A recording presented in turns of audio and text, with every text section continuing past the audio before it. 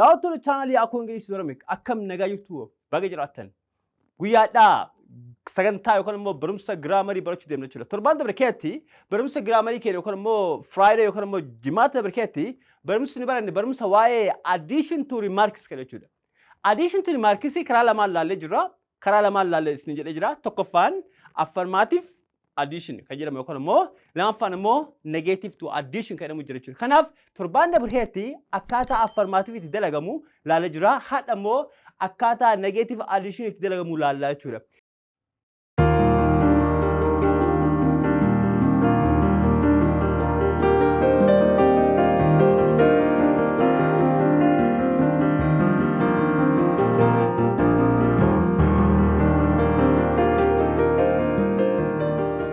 Hello ladies and gentlemen, welcome back to our YouTube channel Akkoo English with Oromic. I'm Akkoo from School of American English. My dear sisters and brothers, how you guys? How you all doing, man? You okay? I hope so. You fine? I hope so. Daawwattoota chaanalii Akkoo English Oromic akkam nagaa jirtu baga jiraattan. Guyyaadhaa sagantaa yookaan immoo barumsa giraamarii barachuu deemna jechuudha. Torbaan dabre keetti barumsa giraamarii keenya yookaan immoo Friday yookaan immoo Jimaata dabre keetti barumsi ni baranne barumsa waa'ee addition to remarks kan jechuudha. Addition to remarks karaa lamaan laallee jirra. Karaa lamaan laallee isin jedhee jira. Tokkoffaan affirmative addition kan jedhamu yookaan immoo lammaffaan immoo negative to addition kan jedhamu jira jechuudha. Kanaaf torbaan dabre keetti akkaataa affirmative itti dalagamu laallee jira. Hadha immoo akkaataa negative addition itti dalagamu laallaa jechuudha. Yeroo hundayyuu waa'ee addition remarkii yeroo barannu waa lama dagachuun qabdan. Just don't forget two things, guys. Waa lama dagachuun qabdan. Tokkoffaan maalidha? Yeroo addition remarkii kee deebii isaa gabaabinaan keetu dursa teensi kee addaan baafachuu qabda jechuudha. Teensi kee addaan baafachuu qabda jechuudha. Teensi kam akka addaan baafachuu qabda jechuudha. Lammaffaan immoo himni sii kenname sun hima negatiiviti moo hima affirmaatiivii ta'uu isaa addaan baafata jechuudha. Achi booda jiruun isiniif baay'ee salphaa jechuudha. Kanaaf yeroo dabre keetti waa'ee affirmaatiivii ilaallee jira. Hadha immoo akkaataa negatiiviin addition itti jijjiiramu ilaallee jira. Okay, mee example tokkoffaan ilaalame. I don't like football. Okay, Mr. A maal jedha? Mr. A I don't like football jedhee jira. Mr. Billen Mr. A maal jedhee? Ani kubbaa hin jaalladhu jedhe. Ani football hin jaalladhu jedhe. Atillee football yoo hin jaalanne anillee hin jaalladhu jettee ibsuu yoo barbaadde you can say that nor do I. Yeroo dabre keetti maal banne? So do I. We can say I do too, or we can say I do also. Ne affirmative jira baan. Hadha immoo negative isaa yeroo jijjiiru yeroo hundayyuu maal jedhamna? Nor jechuudha. Himni kun negative isaa ta'uu isaa beeynamaa goona nor hin jedhamna jechuudha. Nor do I. Yoo ammoo affirmative maal ta'a? So do I ta'a jechuudha. Affirmative isaa maal ta'a? So do I ta'a jechuudha. Affirmative isaa jechuudha. So do I ta'a jechuudha. Yoo himni kun maal ta'e himni kun yoo affirmative. Fakkeenyaaf himni kun yoo I like football yoo jedhe affirmative isaa maal ta'a? So do I dha. Yoo ammoo negative immoo nor do I ta'a jechuudha. Akkasumas immoo optionii baay'ee jira, karaa baay'ee jira, karaa baay'ee ibsuu dandeenya. Filannoo kee garagaraa qabna jechuudha. Lammaffaan immoo neither do I. Neither do I fi so nor do I tokkuma garaagarummaa qabu jechuudha. Kaitaan immoo you can say I don't either jechuudha hin danda'ama jechuudha. Kanaaf karaa sadii kanaan ibsuu hin dandeenya jechuudha. Karaa sadii kanaan ibsuu dandeenya jechuudha. Yoo ammoo affirmative akkuma dursi itti midheegaa sitti maalidha? So do I, or you can say I do too, or you can say I do also. Jennee karaa sadii kanaan affirmative ibsuu dandeenya jechuudha. Torbaan dabre keetti waa'ee kanneen baranna jechuudha. Affirmative jechuun kunoo karaa kana, kunoo negative jechuun ammoo karaa kana jechuudha. Negative karaa kana ibsanii affirmative karaa kana ibsanii jechuudha. Kuni affirmative. This is affirmative. This is what? It's negative. Nor do I, neither do I, or you can say I don't either. Martuu maalidha? Martuu deebii kanaaf ta'uu danda'a jechuudha. Okay, example lammaffaa. Kuni tensi kamini? Tensi simbiranteessa jechuudha. Kuni tensi simbiranteessa jechuudha. Simbiranteessa jechuudha. Okay, akka itti beekna jechuudha. Kanaaf so do kanaaf do fayyadama jechuudha. Lammaffaa mee ilaallu? Lammaffaan maal jedha? I didn't see a lion jedha. I didn't see a lion. Ani leenca argee hin beeku yookaan immoo ani leenca hin agarre sin jedhe. Nama wayii akkas hin jedhe atillee anillee hin agarre jettee dubbachuu barbaadde. Okay, ati eedha haa jennuti. Mr. Billen anillee leenca hin argine jedhee yoo dubbatu barbaade. Maal dubbata? I didn't see a lion jedhee dubbatuun isa hin barbaachisu jechuudha. Gabaabsuudhaaf addition remarkisi gochuudhaaf maal jechuu qabda? Nor did I jechuudha. Didiin kun eessaa dhufe? Asitti amma nor do I dha. Tensi keenya Steven tensi waan ta'eef auxiliary verb duu fayyadamna jechuudha. Asitti ammoo tensi keenya past tense waan ta'eef maal fayyadamna? Didii fayyadamna jechuudha. So you can say nor did I. Or you can say neither did I. Or you can say I didn't what? Either. Ne haala kana jijjiirra jechuudha. Asitti ammoo maadha bakka asitti amma don't do fayyadamne kana hundayyuu maal fayyadamna? Asitti ammoo didii fayyadamna jechuudha. Didn't fayyadamna jechuudha. Haala kana jijjiiruu dandeetta jechuudha. Alright. Kanaaf salphaa baay'ee salphaa jechuudha. Dursa tensi kee addaan baafadhu. Eegas ammoo hima kee affirmative yookaan negative isaa addaan baafadhu jechuudha. Yoo affirmative ta'e haala kanaan deebistaa. Yoo ammoo negative immoo haala kanaan deebistaa jechuudha. That's it. Kanuma ammoo I am not grade 10 students. Ani barataa gola 10 miti sin jedhe. Atillee barataa gola 10 yoo hin taane anillee barataa gola 10 miti jettee deebisu yoo barbaadde maaliin deebistaa? Dursa tensi kaminni? Tensi sivalan tensi. Aamin sii kenname jechuudha. Okay, I am not jedhee sii kenname jechuudha. Kanaaf aami maan deebisaa jechuudha. Kanaaf nama nor am I. Aamin auxiliary sanumaan deebinaa jechuudha. Nor am I. Or you can say neither am I. Or you can say I am not either. Yookaan immoo either innee deebisuu hin dandeenye jechuudha. Kanaaf daawwattoota kiyyaa walumaa galatti kan kanneen fakkaatan baay'ee jiranii wantoonni kunniin afaan Ingiliffaa keessatti baay'ee barbaachisaa kutaa gadaara qabee haa kutaa high institution yookaan immoo kolleejjii yookaan immoo yuunivarsiitii hin jiranii haaluma kanaan jijjiiraman jechuudha. Haaluma kanaan jijjiiramanii example sadi I hope isinii galee yaada. Tokkoffaa tensi simbolan tensi, lamaffaa tensi past tensi, deebisee immoo sadaffaan tensi akka present continuous fakkaatu aamiif keessa qabachuudha. Garuu immoo simbolan tensi ka ta'e ilaallee jira. Amma immoo mee exercise muraasa haalaaluti exercise irraa isinii galee yaada jechuudha. Mee hanga xumureen wajjin tura. Okay. Okay, daawwattoota kiyyaa mee gaaffii sadii kana halaaluti. Gaaffii sadii kana yoo laaltan I hope addition remarkisiin isin galee yaada. Mee gaaffii tokkoffaan maal jedha? Gaaffii tokkoffaan haasaa Alexii fi Almaaz. Okay, Alexii fi Almaaz. Alex Almaazii waa jedhee ture. Maal jedheeni ture? Kun filannoo keessa jira. Almaaz maatti deebisteefi deebinisi nor am I jetteen. Nor am I. Himni nor am I jedhu kun hima negatiiviti moo hima affirmaatiiviti. Addition remarkisi negatiividha moo addition remarkisi affirmaatiivi. Akkaan laata deebisuu dandeetta. Yoo kana beeyte deebii kana yoo beeyte gaafiin sin dhibachuudha. Gaafiin kee yookaan negatiivi ta'a yookaan affirmaatiivi ta'a. For instance, mee filannoo keessa maaltu jira? I am a grade 8 student. Alexin kun wanti Alex jedhe filannoo keessa jira jechuudha. Alex kanneen afran keessa tokko jedhee jira jechuudha. I am a grade 8 student. I am not fine today. I don't feel good today. I was a grade 8 student jedhe. Kanneen keessa bakka kanatti Alex maal jedhe yookaan immoo kan deebisni ta'u maal? Okay, Mr. B. I am not fine today. Maalif B jettam? It's a negative. Okay, negative waan ta'eef. Wanti nor am I kun negative isa malee affirmative. Okay, akkasii mire eeshi eega negative ta'e eeshi kunoo negativity I don't feel good today. Negativity. Maalif kana filanne? Maal kana filanne? Garuu deebii argattee ta'an sajaabu keessa deebii keessa ture garuu kana maal filanne? The question is why just you didn't prefer this one. That's my point. Okay, now see ibsa kotam. Amma waan atin deebii isaa baafilatteef ayatti nor am I. Ami qaba mere? Asitti illee negative kelmaadha. Nor waan ta'eef jechuudha. Himni kennallee maal ta'uu qaba gaafsan? Himni kennallee negative qabu. Sirriidha. I am not waan ta'eef jechuudha. I am not fine today. Anadha gaarii miti fayyaan qabu naan nor am I. Anillee fayyaan qabu jedhe Mr. Alex. Garuu ammoo wanni I don't feel good today. Kanallee wal fakkaatu. Kullee negativeidha.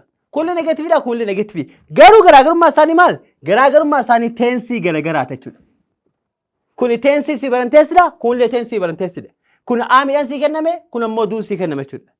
Sidaa deebii kana maal ta'a? Deebii kana maal ta'a? Haa? Deebii kana maal ta'a? Nor? Haa? Nor do? Nor do I. Osoo akkan sii kenname maaliifi kanu kenname duudhaa miire? Osoo nor do I nuun jedhe deebiin keenya sirrii ta'uu danda'a jechuudha. Kanaaf deebiin isaa maal ta'a? Nor do I naa jechuudha. Nor do I naa jechuudha. Kana ammoo nor am I jennaan jechuudha. Kanaaf I am not jedhan waan nu kennameef karaa kanaan deebisuu dandeenya jechuudha. Okay. Eeshi kanaa I am a grade 8 student hoo jedhee deebiin isaa maal ta'a? Himni kun amma affirmative negative am? Affirmative. Positive akkasii mire of keessaa jecha negative hin qabu. I am a grade 8 student jedhee jira. Hima kana ani yoo akkas hin jedhe ani barataa gola 8 hin jedhe atammoo ani illee barataa gola 8 jechuu barbaade maal taanii? Maal deebiin isaa affirmative ta'e So am I. Yes, so am I. So am I. Deebii isaa ta'a jechuudha. So am I. So bitaa fayyadamu jechuudha. So am. Amiin kenna maayidhaa kun was jechuudha. So am I. Ani illee jechuudha.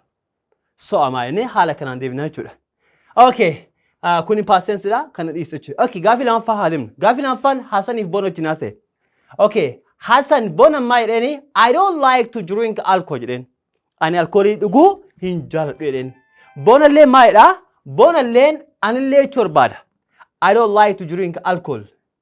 Boona illeen ani illee jechuu barbaada. Kanaaf deebiin isaa maal fakkaatame? C. Neither do I. Either do I. So do I.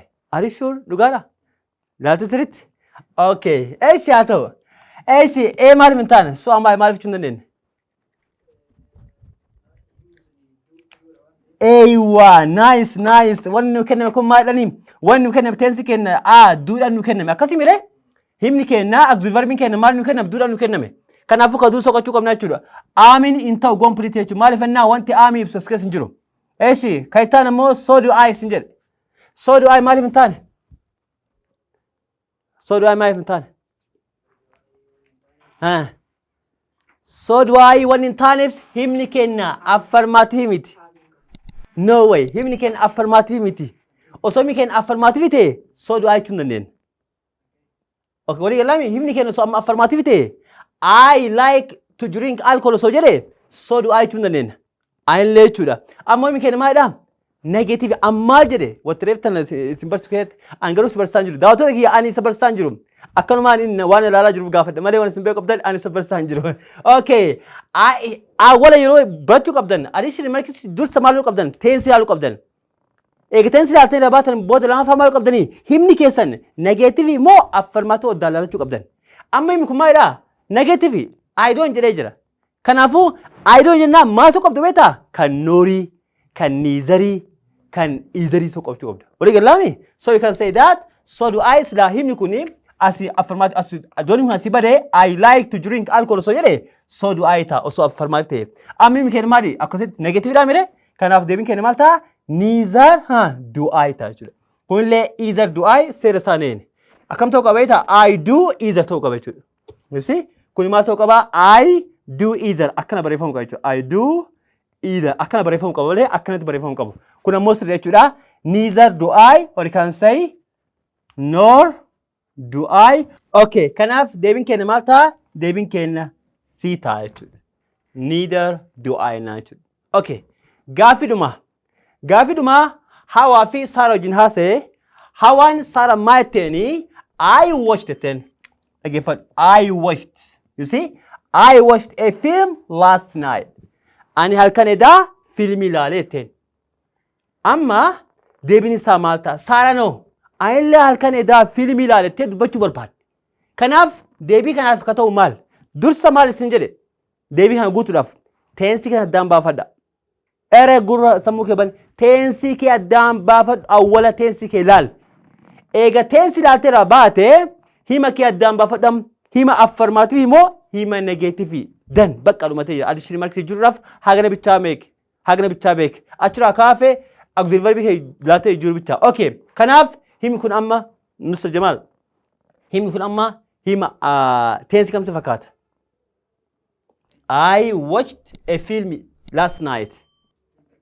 Simple past tense. Maalin beete subject verb to. You see? Watching verb 1 dha, watching maal dha? Verb 2. Ammallee maal ta'uu isaa edita last night halkan edaa jechuudha. Wanta dabre jechuudha. Simple past tense. Nice. Okay. Amma gaafii lamaffaa. Himni kun affirmative moo negative? Himni kun hima I watched kun positive. Yookaan immoo affirmative jechuudha. You see? Nice. Naagartee jechuudha. Amma deebii isaatti deemna jechuudha.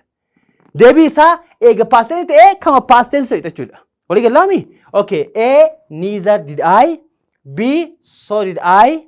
C, so I did. D, so do I. Which one is the best answer for this question? D, so do I. You're wrong. Trimit. Akkami D filat D bar la so do I jedha. Duun tun tensi kamni agarsiisti beektaa? Tensi si baran tensi kunoo so do I. Wana kan aksin so do I. So do I kunoo la so do I. Yoo him kun affirmative ta'ee tensi si baran teessee do gaaf jiraatee do filatta. Walii galaami? Ilaala mallee mee option bira? Keessa fakkaatu wayi sagalee akkasaa. So do I. Kaakkasaa. Kana bicha jirta bara waan biraan jirtu. B. So did I. Yes! The answer is so did I. Maaliif didi ta'e beektaa? Kunoo past tense dharee. Past tense dha bara la. So did I ta'a jechuudha. Kun so do I sila sin barantees ta'e siri so do I naan. Kun ammoo garaagarummaa laal. So amma maaliif een taane? Maaliif hin taane? And neither did I jedhe. Maaliin deebisee? Negative hin deebise. Garuu mi kenna maalidhaa? Hima affirmative. I watched jedhe la. I didn't watch hin jenne la. Osoo I didn't watch jedhe. Neither did I naan. Sirrii taa gaafsan. Walii galaami? Hadha ammoo himni kenna affirmative yoo ta'e waan ta'eef so did I inni filan jechuudha. Kun ammoo so I did jedhe. Kun ammoo boota alfaallessa jechuudha. Akkan boota wal jala ta'uu qabda. We can say so did I ta'uu qaba. So I did hin jedhamu. So did I jedhama. So did I. Or you can say so do I. Yoo tensi biraa ta'e jechuudha. Walii galaami? Kanaaf kun rakkina wanniiti. Rakkina osoo jalqaba barattee maybe si galuu danda'a. Isa okee rakkoon qaba jechuudha. Kanaaf deebiin keenya so did I yookaan ammoo I did too. Karaa biraatti maaliin deebina? Akka kalee barannetti maaliin deebina? You can say I did too. Or you can say I did also. Egaa sadaffaan maal ta'a? So did I ta'a. Sadeenii deebii ta'uu danda'a jechuudha. Sadeenii affirmative jechuudha. So did I tokko. Yoo kun hin jiraatiin filannoo keessa kam jiraachuu qaba? I did too jiraachuu qaba. Yoo kun hin jiraatiin kam jiraachuu qaba? I did also jiraachuu qaba jechuudha. Kanaaf haala kanaan deebinaa walumaa galatti daawwattoota kiyya, kabajamtoota, kastamarii kiyya, followeroota kiyya, viewersii kiyya hundi keessan iyyuu barumsi chaaptarii haarawaa yookaan immoo barumsi haarawaa kutaa giraamarii haarawaa waa'ee addition remarksii isiniif qopheesse kutaa kanatti xumure kutaa tokkoof lama xumure jira. Walumaa galatti tooppikiin kun bal'aadha. Baay'ee gabaabsee isin barsiise. Yeroo taanu waa'ee artikilii yookaan immoo waa'ee comparishinii ta'uu danda'a. Tooppikii yookaan immoo conjunctionii ta'uu danda'a. Tooppikiin haarawaatiin hanga walitti deemnutti ammaaf nagaan naa turaa jechuu barbaada. Fayyaa naa jiraadhaa. Gaaffii yoo qabaattan koomentii irratti na gaafachuu dandeettanii. Hadhaaf turtii gaarii. Bye.